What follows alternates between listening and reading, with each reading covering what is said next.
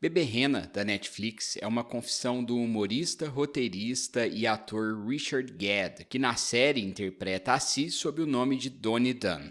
Apesar de ter mudado alguns detalhes para preservar as identidades dos envolvidos, Gere revelou em uma entrevista que, do ponto de vista emocional, seu roteiro é 100% verdadeiro. Muitas pessoas estão categorizando essa série como bizarra e perturbadora.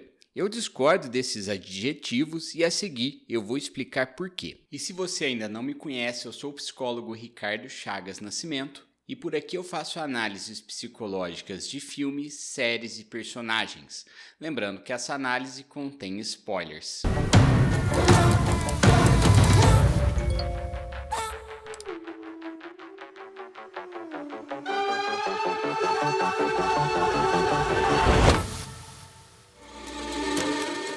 A narração em primeira pessoa do protagonista não é apenas uma narração autobiográfica, mas uma confissão catártica sobre seus traumas sofridos. Muitas de suas ações não condizem com o que ele sente ou pensa. Na maioria das vezes, ele está confuso sobre tudo o que aconteceu na sua vida. O roteiro de Bebê Rena carrega lições valiosas sobre o manejo da saúde mental, com seus desafios e momentos de superação. Quando se elabora uma questão, outra brota do inconsciente.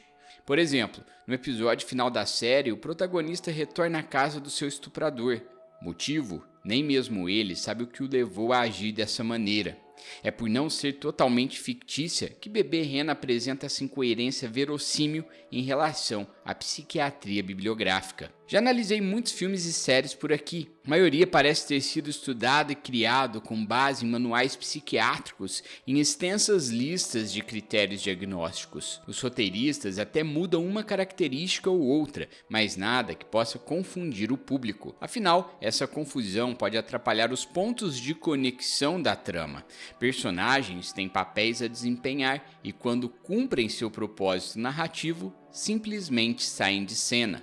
Já o propósito de Bebê Rena é contar a história de seu autor. Dan diz coisas que se arrepende, depois retrocede, acredita, deixa de acreditar, não sabe o porquê. É confuso porque assim é a jornada da cura psíquica. Conclusões que parecem definitivas se tornam comportamentos opostos a essas conclusões. Às vezes não faz sentido tanto para a pessoa traumatizada quanto para aqueles que vêm de fora. E antes de analisar essa confusão do protagonista, eu preciso contar uma história que eu me lembrei enquanto assistia à série. Em meados da década passada, uma reportagem televisiva fez com que diversas pessoas apagassem seus perfis no Instagram. A reportagem mostrava que peritos do INSS estavam utilizando aquela nova rede social para investigar se esses contribuintes que estavam afastados do trabalho e alegavam um diagnóstico de transtorno depressivo maior estavam mesmo depressivos.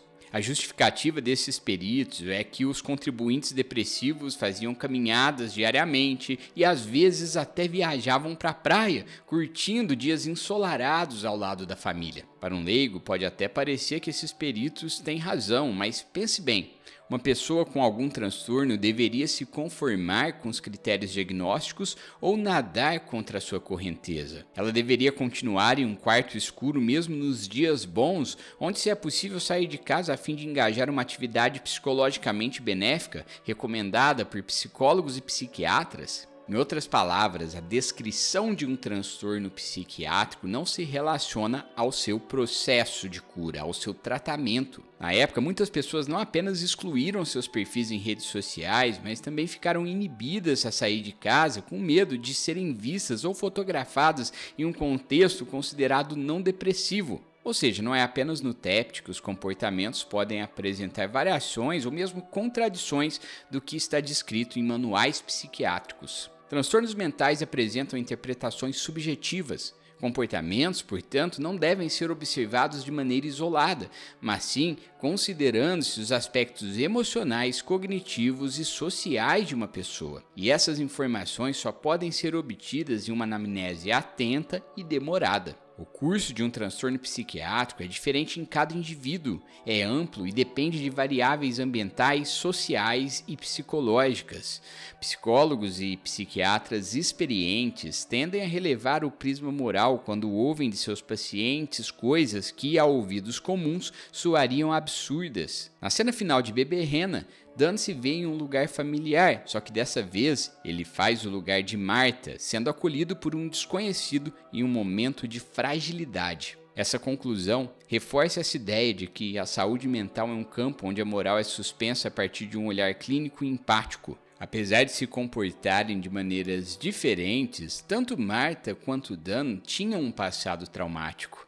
Esse, afinal, é o ponto principal que os conecta. Isso não é romantizar ou mesmo tentar justificar os comportamentos imorais e criminosos da protagonista. Na verdade, Dan teve de tomar medidas extremas para que Marta deixasse de persegui-lo. Ela foi presa, uma decisão efetiva, sensata e justa em relação aos seus comportamentos. No entanto, sua prisão impacta apenas a vida prática de Dan, não lhe trazendo uma resolução simbólica. A conexão pelo trauma gera diversos conflitos no protagonista, ao mesmo tempo que aquele longe de sua vida não consegue parar de pensar nela. Sente empatia ao mesmo tempo que sente raiva, repulsa ao mesmo tempo que sente tesão. No fim, ele percebe que a jornada para compreender Marta é a mesma para compreender a si. Trata-se de uma jornada interminável. Eu sei disso não apenas porque eu sou psicólogo, mas porque faço e sempre fiz psicoterapia.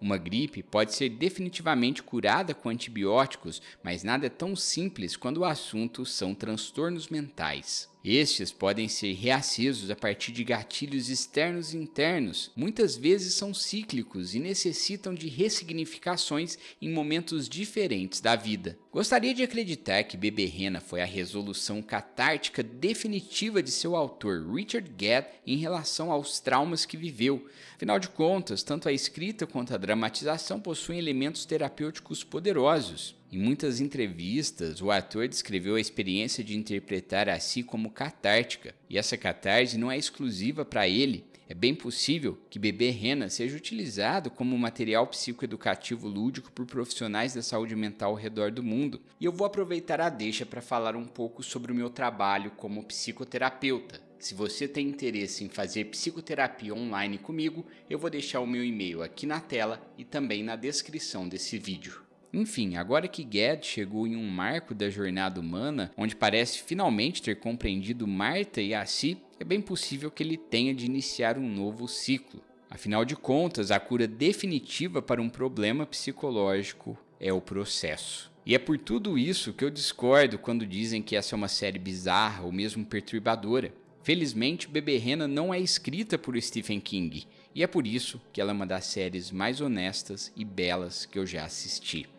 E você, o que achou de Bebê Rena? Deixe nos comentários e além disso, deixa o like, cuide bem da saúde mental e até a próxima.